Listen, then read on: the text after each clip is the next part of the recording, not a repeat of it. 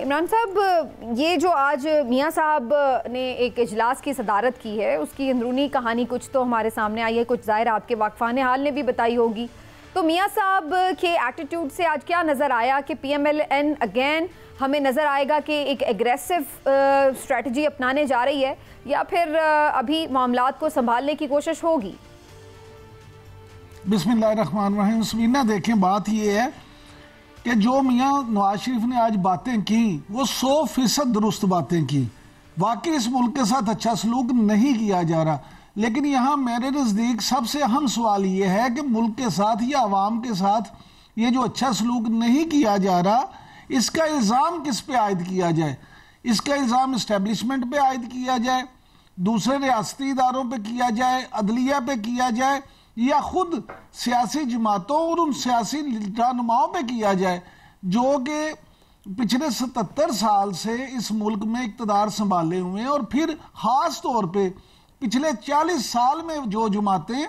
Peoples party, मुस्लिम league नून और PTI, जितना जितना भी उनका इक़्तिदार का हिस्सा रहा, वो जब उन्होंने इंजॉय किया इक़्तिदार, तो ये सारा सलूक जो है इसका कौन जिम्मेदार है? आप इस हकीकत से किसी तौर इनकार नहीं कर सकती कि मुख्तलिफ औकात में गैर सियासी कुव्वतें ना सिर्फ सियासी जमातों की हुकूमतों को हटाकर इक़्तिदार में आई, बल्कि उन्होंने फिर लंबा अरसा तक इस मुल्क में हुकूमत भी की। लेकिन यहाँ ये भी सवाल पैदा होता है कि फिर उन गैर सियासी कुव्वतों में को इक़्तिदार में लाने का सेरा ठीक बात है, ये तो एक अच्छी हिस्ट्री आपने बता दी, लेकिन सवाल ये कि अब PMLN की स्ट्रेटजी क्या होने जा रही है? एग्रेसिव मोड कोई ऑन हो गया है या मफाहमत की तरफ जाएंगे? हमारे वाकफान हाल ये कहते हैं कि मियां नवाज शरीफ जो हैं वो इस वक्त मौजूदा सूरत हाल में सिर्फ मुल्क की सूरत हाल पर परेशान नहीं है, वो अपनी जमात की और अपनी सियासत की सूरत हाल से भी इंतहाई ज़्यादा परेशान है। और उनको ये नज़र आ रहा है कि मुस्लिम लीग नून की हुकूमत होते हुए भी इस वक्त आवाम जिन मुश्किलात का शिकार है, उसमें शायद अगला इलेक्शन अगर हो, जो किसी वक्त हो, जैसे कि ये भी कहा जा रहा है कुछ लोगों की वजह से कि शायद ये पिछला इलेक्शन का कलअदम करार दिया जाए, कुछ का ख्याल है कि ये हुकूमत ख़त्म हो जाएगी जैसे फिच की रिपोर्ट थी, कुछ कहते हैं कि जी निगरान हुकूमत आएगी, टेक्नोक्रेट आएगी। लेकिन अल्टीमेटली जब इलेक्शन होंगे तो क्या अगले इंतखाबात जब भी हों, मुस्लिम लीग नून इस पोजीशन में है, तो मियां नवाज शरीफ की इंतहाई करीबी लोगों का ये कहना है कि मियां साहब जो हैं उनकी पॉलिसी इस वक्त फौरी तौर पे एग्रेसिव नहीं होगी। वो सिर्फ इसलिए ये मरसिया पढ़ रहे हैं कि वो उन कुव्वतों को बार बार करके ये एहसास दिलाना चाहते हैं कि अगर आप मुझे ही रहने देते तो शायद हालात आज ये ना होते, आपने मुझे निकाल के बड़ी ज्यादती की, इसलिए अगर आप चाहते हैं कि मुल्क के हालात ठीक हो जाएं, दोबारा बेहतरी की तरफ आए, तो फिर साढ़े ते हाथ रखना, किसी और वल ना चले जाना। अलीगौर बलोच साहब, आपको क्या मैसेज मिलता है? क्योंकि कल हमने देखा मरीम नवाज ने जो गुफ्तगू की और बड़ी सख्त किस्म की तंबीह की उन्होंने इदारों को, कुछ लोग तो इसको धमकी कह रहे हैं कि जजों को बराह रास्त उन्होंने धमकाया है। इस तरह की भी गुफ्तगू सामने आ रही है। PMLN के वज़रा जो हैं वो भी काफ़ी तुंदो तेज़ किस्म की गुफ्तगू कर रहे हैं जुडिशरी के हवाले से। तो अब आप लोग सोच चुके हैं कि जुडिशरी के साथ अब आप लोग एक तसादुम की कैफियत में एग्रेसिव पॉलिसी के साथ जाएंगे, या ठीक है भाई फैसला तो अल्टीमेट सुप्रीम कोर्ट का है, जैसा भी है, पसंद आए ना आए, उसको सामने सर तस्लीम खम तो करना पड़ता है? बिस्मिल्लाहिर्रहमानिर्रहीम। देखिए समीना साहिबा, इंट्रो में भी जिस तरह से आपने बात की और इमरान साहब ने भी काफ़ी तफसील के साथ अपना मौक़िफ़ दिया है। देखिए, मौजूदा सूरत हाल में पहली बात तो ये है कि सुप्रीम कोर्ट का फ़ैसला आ चुका है, और जब कोई फ़ैसला आ जाए तो उसके बाद उस पर तबसरा तो किया जा सकता है, ज़ाहिर है वो चीज़ पब्लिक हो चुकी है। तो इस तनाजुर में अगर देखा जाए तो मैं तो समझता हूँ कि मरियम साहिबा ने बिल्कुल सही मुशाहिदा किया है उस फैसले का, और उन्होंने बिल्कुल उन हालात की तरफ जिसकी निशानदेही की है वो बिल्कुल ठीक है। अगर हम मादी करीब में देखें, चीफ जस्टिस खोसा साहब थे, फिर साकिब निसार साहब भी रहे, फिर वो गुलजार साहब क्या नाम है वो भी रहे, मोस्टली जो चीफ जस्टिस साहबान हैं उनके ज़रिए मुस्लिम लीग नून को टारगेट किया गया, और उस वक्त चूँकि एक तासर ये पाया जाता था कि जुडिशरी और इस्टेब्लिशमेंट जो थी वो एक पेज पे थी। अब जो जुडिशरी है वो अपने आप को एक अलग इस्टेब्लिशमेंट, मेरा ख्याल है कि जो मौजूदा फैसले और जिस तनाजुर में आ रहे हैं, जुडिशरी अपने आप को एक अलग इस्टेब्लिशमेंट बनवाने के मतलब है कि वो उस पर गामजन नज़र आती है। और ख़ास तौर पर जिस तरह के फैसले आए हैं, मादरत के साथ फैसला तो चाहे आईनी हो या गैर आईनी हो, उस पर अमल दरामद तो हो ही जाता है, लेकिन ये हमारी बदकिस्मती और अलमिया है कि जो फैसले हैं वो आ भी गैर आईनी रहे। और किन लोगों को, जिन लोगों ने आइन को तोड़ा था, जिन लोगों ने आइन को दोबारा लिखा और एक पार्टी की तरफ, खास पार्टी की तरफ हर मामला में एक झुकाव नज़र आता है, एक खास पार्टी को हर केस के अंदर एक रिलीफ का जो है अंसर वो नजर आता है। तो मैं तो समझता हूँ कि जाहिर है कि जो इस वक्त मामला चल रहे हैं, और खास तौर पर ये तो आपका पॉइंट ऑफ व्यू आ गया है कि जी आपको लगता है कि जुडिशरी बायस्ड हो गई है या बायसनेस का मुजाहरा किया जा रहा है, लेकिन हमें दूसरी तरफ बज़ाहिर ये नज़र आ रहा है कि बड़े सख्त फैसले आए हैं उस पार्टी के खिलाफ। सुप्रीम कोर्ट से फैसला आया था, बल्ले का निशान लिया गया था,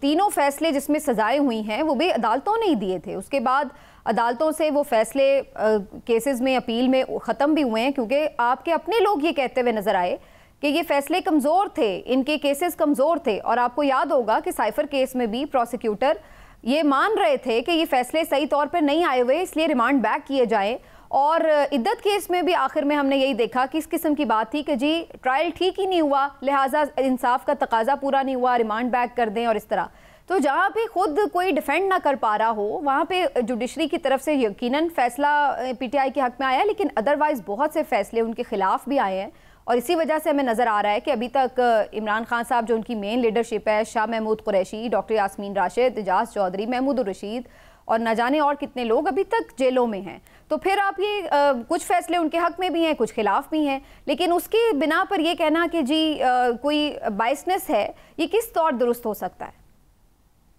देखिए, बात ये है समीना साहिबा, इन केसेस का आप नून लीग के साथ तो दूर दूर तक कंपैरिजन नहीं कर सकते। मैं वो इसलिए ये बात कर रहा हूँ कि जिस वक्त PMLN को पनामा केस के अंदर और फिर जिस तरह से एक मॉनिटरिंग जज ऊपर लगाया गया, फिर मॉनिटरिंग जज लगा के जो कुछ किया गया वो तमाम सारा कुछ सुप्रीम कोर्ट की तरफ से किया गया।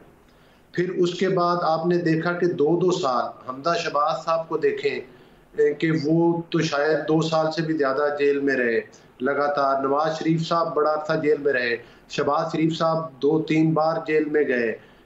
और मरियम साहिबा, ख़ास तौर पर शहबाज शरीफ साहब की बेटियां, मतलब है कि ये तमाम लोग अदालतों में और हमारी पार्टी के बेशुमार सरकर्दा लोग जिनके नाम आप भी जानते हैं और अवाम भी जानते हैं, वो जेलों में बंद थे, लेकिन कहीं किसी अदालत का दरवाज़ा खटखटाने से ज़मानत नहीं मिलती थी और कतई तौर पर नहीं मिलती थी। जाहिर है एक ही चीज़ थी कि एस्टेब्लिशमेंट अगर कोई आपकी बात दुरुस्त है, मैं अलीगढ़ बिलो साहब इसको आपको डिनाई नहीं कर रही, लेकिन आखिरकार अदालतों से जमानतें भी मिली, बाहर भी निकले, इक्तदार भी मिला, केसेस खत्म भी हुए, ना अहली ताहयात ना अहली भी खत्म हुई, तो उन्हीं अदालतों से रिलीफ भी मिला। यही सूरत हाल इस वक्त पीटीआई के साथ है कि उन्हें अदालतें सजाएं भी दे रही हैं, जमानतें कहीं नहीं भी मिल रही, लेकिन अब कहीं ना कहीं जाके आपके इंसाफ का एक प्रोसेस है, उसमें कहीं ना कहीं जाके जैसे आपको साल साल बाद किसी ना किसी लीडर को जमानत मिल गई, वो बाहर आ गए, अब इसी तरह से उनके साथ मामलात है। तो ये आप ये नहीं कह सकते कि सिर्फ PMLN के ही लीडर्स के साथ कोई एक्स्ट्रा ऑर्डिनरी सलूक हुआ है। हम तो हिस्ट्री में देखते हैं पीपल्स पार्टी के साथ जो कुछ हुआ है वो भी सबके सामने, आप लोगों के साथ भी हुआ है, अब PTI के साथ भी हुआ है। लेकिन मैं सिर्फ ये पूछना चाह रही थी, जो मेरा मकसद था सवाल का, कि ये एक आपको सही लगे बात या गलत लगे, कानूनी लगे या गैर कानूनी लगे, लेकिन चीज़ ये कि इन दी एंड तो आप हुकूमत हैं, तो आप इस चीज़ को सही समझते हैं कि धमकाया जाए जजेस को, या ये कहा जाए कि जी फैसले पे हम अमल नहीं होने देंगे, या कोई इस किस्म का तासुर जाए जिससे कि लगे कि आप लोग जुडिशरी के कोई अगेंस्ट रेफरेंसेस आ रहे हैं और चीज़ें इस तरह से हो रही हैं। इससे तो एक तसादुम की कैफियत नज़र आती है, हुकूमत और अदलिया भी और हुकूमत और इस्टेब्लिशमेंट भी। जी देखिए समीना साहिबा, आपका मादरत के साथ सवाल तो नहीं, एक बड़ा तफसीलन तबसरा था और मुझे तो आप जवाब के लिए बहुत कम वक्त देती हैं, बहुत लंबा सवाल तफसीली जवाब दिया है। नहीं तफसीली बिल्कुल नहीं, तफसील के साथ आपने रोशनी डाली है अपने पॉइंट ऑफ व्यू के मुताबिक। गुजारिश करने का मकसद ये है कि जिस तरह से मैं अर्ज कर रहा था कि आप PMLN का आप कंपैरिजन नहीं कर सकती। 2-2 साल जमानतें नहीं हुई थी, इसके बरक्स 8-8 मिनट में 8-8 जमानतें ली जा रही हैं। जो आपके 9 मई के वाकयात हैं, उनके जो केसेस हैं उनके ऊपर स्टे ऑर्डर चल रहे हैं, वो तो उनका ट्रायल ही नहीं हो रहा। 9 मई का जो वाकया है और जिस तरह से वो किया गया और जिस तरह से उसकी प्लानिंग की गई है, वो किसी से ढका छुपा हुआ नहीं है। और ख़ास तौर पर आपने देखा है कि कोई एक बंदा भी अभी तक उन केसेस के अंदर सजा नहीं हो सका, और ये हमारा अलमिया है। लेकिन 9 मई के वाकयात भी एक अटल हकीकत है।